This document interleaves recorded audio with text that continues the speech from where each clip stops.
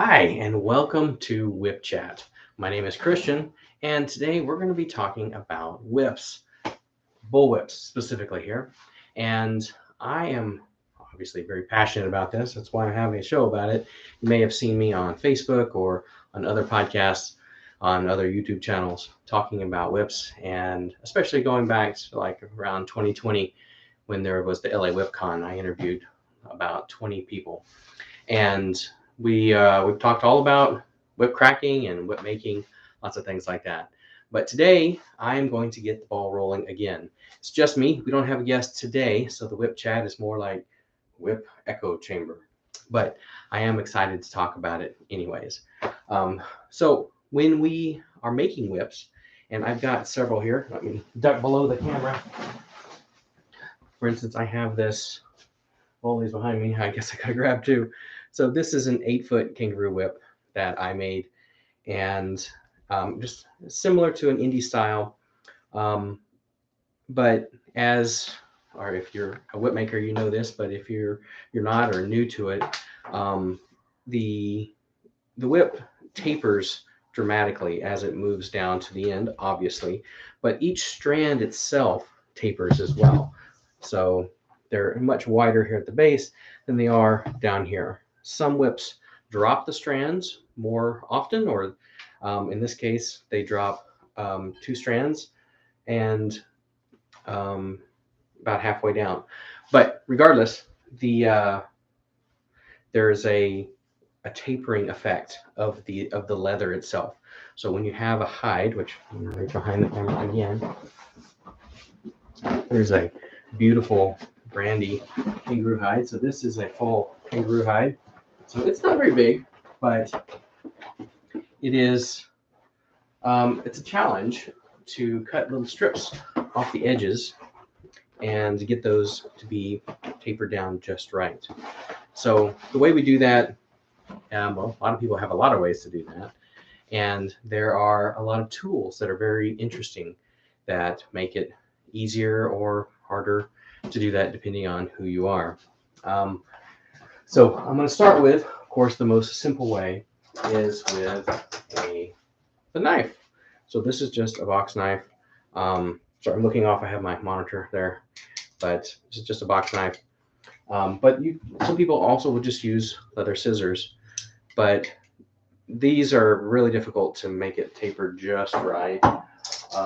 Using a small 9mm knife like this DeWalt here, or this cheap one, I just like throw it across the room. I just like the way that it feels in my hand.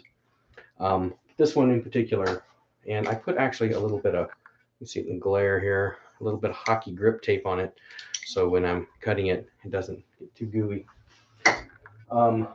The second most common, probably besides those two, would be an Aussie strander.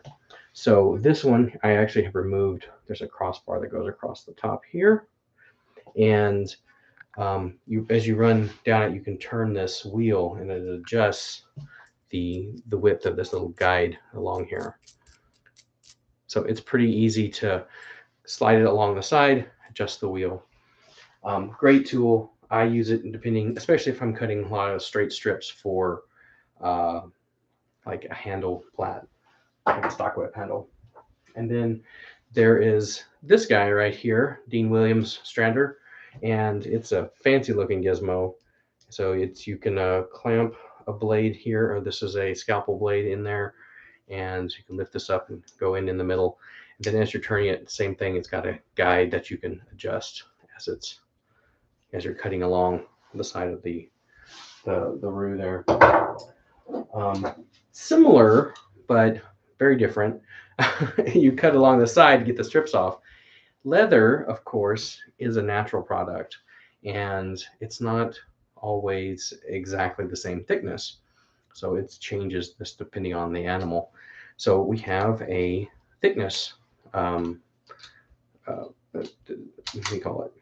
This tool will slice it in parallel to make the thickness be exactly where you want it to be. And it's got a knob here to where you can scroll it in and out, and it will adjust the thickness. This is by Why Not Lace.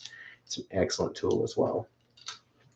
But there are a lot of people that just swear by using the straight knife and doing it by eye. The old timers they say just use a sharp knife, steady hand and a sharp knife. That's all it takes. But I'm curious to see what it is that you use. There's as many ways to make whips as there are whip makers, and all of them say everyone else is doing it the wrong way, of course.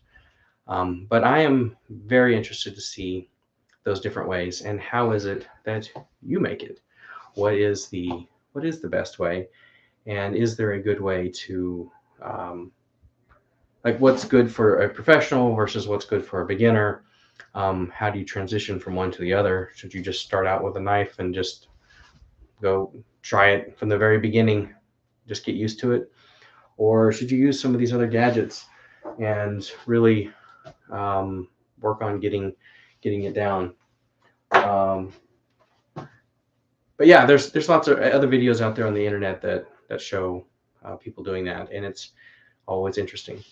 Of course, the other elephant in the room is something that's like this, like a nylon whip.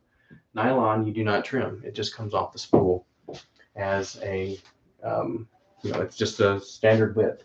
So we don't trim these at all. We just drop the strands, and it has a bigger drop. We drop one strand at a time, versus on a leather whip, we could drop 2 strands at a time as they taper down to keep our pattern straight, for example.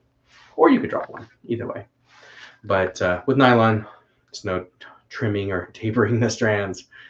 But yeah, it's a wonderful hobby and it's a wonderful business, and I'm looking forward to seeing what way other people do it, and just the beautiful artwork that people come up with that is the functional art of the whip.